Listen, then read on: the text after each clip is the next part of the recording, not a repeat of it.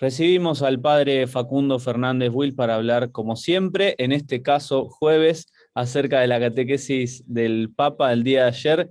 Te debemos confesar, Facu, que estuvimos hablando también sobre el Papa en esta semana bastante, sobre todo con algunas imágenes también que sucedieron y estos dichos que generaron múltiples interpretaciones. Pero bueno, escuchamos ahí de tu palabra la catequesis del Papa de esta semana. Buenas tardes, Nelson. Buenas tardes también a todos nuestros amigos de Vive en la Ciudad. Como habíamos anticipado el miércoles pasado, estamos empezando un nuevo ciclo de catequesis del Papa, ¿no?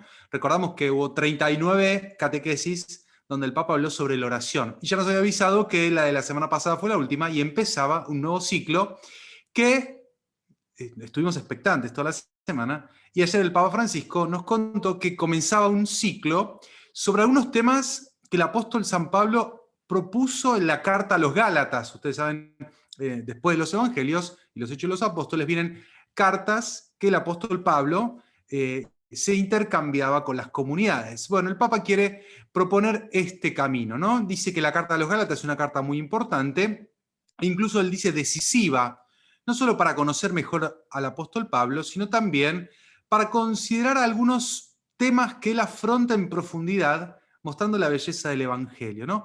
Pablo en esta carta hace varias citas autobiográficas, ¿no? Refiriéndose a su conversión, a la decisión de poner su vida al servicio de Jesús, y también afronta algunas temáticas muy importantes para la fe, como las de la libertad, la gracia, la forma de vivir cristianamente, ¿no? Y el Papa nos dice que estos temas son extremadamente actuales porque tocan muchos aspectos de la vida.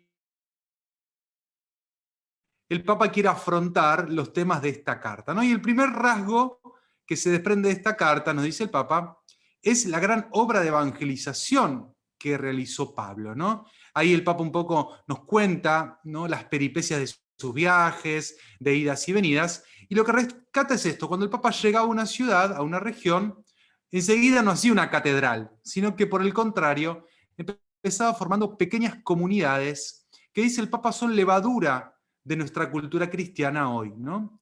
Empezaba con estas pequeñas comunidades que poco a poco iban creciendo e iban para adelante, ¿no? Y que incluso hoy es el método pastoral en muchas regiones misioneras. El Papa nos cuenta que la semana pasada recibió una carta de un misionero en Papúa Nueva Guinea que le contaba esto, que en medio de la selva iba predicando el Evangelio y conformando estas pequeñas comunidades, ¿no? Lo que nosotros notamos en Pablo, dice, es su preocupación pastoral, que es como un fuego, ¿no? Después de haber fundado estas comunidades, él se da cuenta de un gran peligro que corren estas comunidades para el crecimiento de su fe. Crecen y viven estos peligros. ¿Qué? Dice él, ¿cuáles son estos peligros? Bueno, se habían infiltrado algunos cristianos que venían de tradición judía, los cuales con mucha astucia empezaron a sembrar teorías contrarias a las enseñanzas de San Pablo, ¿no? Llegando incluso a denigrar a la persona de Pablo, ¿no? Y dice Pablo que empiezan con esta doctrina de esto no, esto sí, y después denigran al apóstol. Es el camino de siempre, dice el Papa, ¿no? Quitar la autoridad del apóstol. Como se ve, dice el Papa, esta es una práctica muy antigua de presentarse en algunas ocasiones como los únicos poseedores de la verdad, los puros, y pretender rebajar también con la calumnia el trabajo realizado por los otros. Estos adversarios sostenían que Pablo no era un verdadero apóstol y por tanto no tenía ninguna autoridad para predicar el Evangelio. Muchas veces nosotros vemos esto también, dice el Papa, ¿no?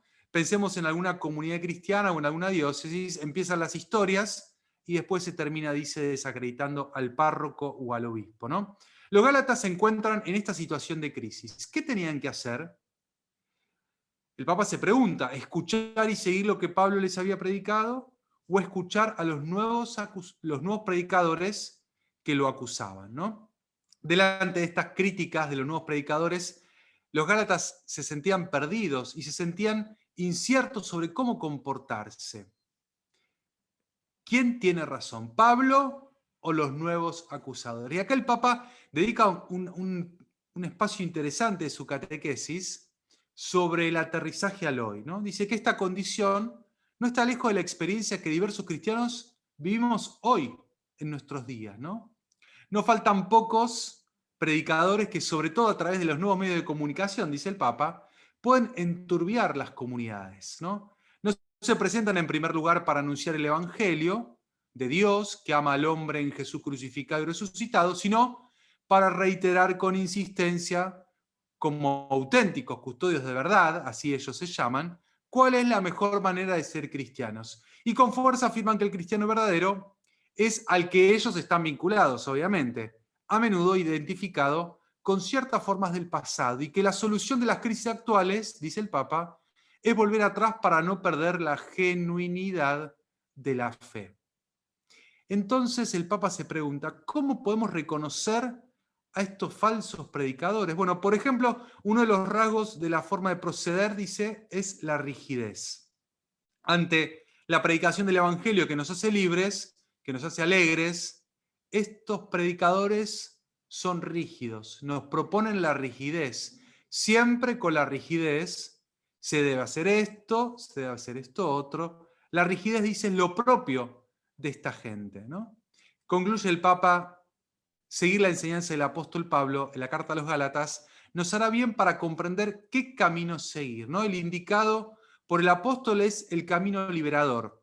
El camino siempre nuevo de Jesús crucificado y resucitado es el camino del anuncio que se realiza a través de la humildad y la fraternidad. Me gusta mucho porque el Papa logra como conectar estas dos realidades de la comunidad de los Gálatas y lo que nos pasa hoy muchas veces, ¿no? El Papa seguramente también está hablando de algunas experiencias que vive él cotidianamente con estos predicadores que vienen a desacreditar al apóstol. Ujú. Totalmente. Estaba siguiéndote en la página del Vaticano, donde está el discurso escrito, también la invitación a que poder entrar y leerlo. Es corto, el Papa también usa palabras fáciles para comprender, así que nada, esa invitación. Ayer el Papa fue saludado por algunos personajes, ¿no? Ayer el Papa recibió una visita muy especial, así que estaba todo el patio de San Dámaso conmocionado porque se acercó a la audiencia general de los miércoles el mismo Spider-Man, que estaba ahí en medio de los fieles. Parece que Spider-Man es cristiano también y que se hizo un tiempo en medio de salvar al mundo para encontrarse con el Papa, ¿no? Y Spider-Man le regaló al Papa su máscara. No se la sacó porque sabemos que Spider-Man tiene que cuidar su identidad, pero entregó una máscara y Spider-Man le dijo: Papa Francisco, yo a través de estos ojos veo el sufrimiento de la gente, ¿no? Este Spider-Man italiano, Mattia, se acerca cotidianamente al Hospital Gemelli a visitar a los niños que están en recuperación, algunos con enfermedades terminales. Así que fue una gran alegría que en medio del patio de San Dámaso se hiciera presente Spider-Man, que lleva cotidianamente la alegría y su presencia a tantos niños que en medio de su sufrimiento tratan de salir adelante. Excelente. Millones de gracias, Padre Facu. Nos encontramos el miércoles que viene. Como todos los miércoles, un saludo grande.